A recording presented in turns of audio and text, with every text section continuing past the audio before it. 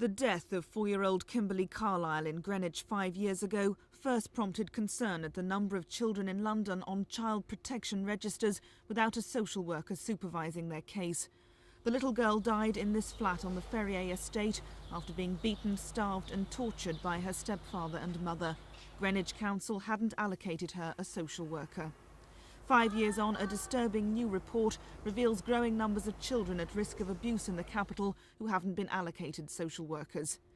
The survey carried out last year by the Social Services Inspectorate found more than 800 at-risk children didn't have a supervising social worker. 4 boroughs are causing most concern, particularly Haringey, where almost half the children thought to be at risk of abuse hadn't been allocated a social worker.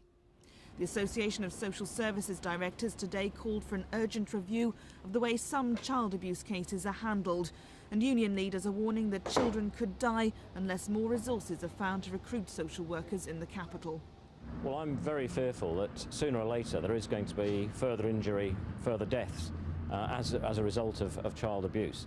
We do need the resources to make sure that we have the numbers of social workers able to monitor possible children at risk, able to deal with the problems that arise, and we cannot do that unless the government accepts its obligations and pumps the money into social services to provide the adequate staffing levels that we need.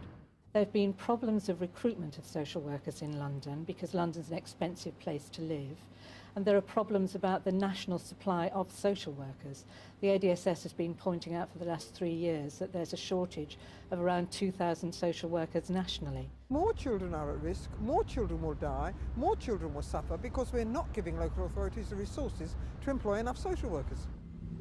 The government has promised support for the 4 worst affected boroughs in the capital, but it says extra resources aren't needed to solve the problem. This is Jane Ball for Thames News.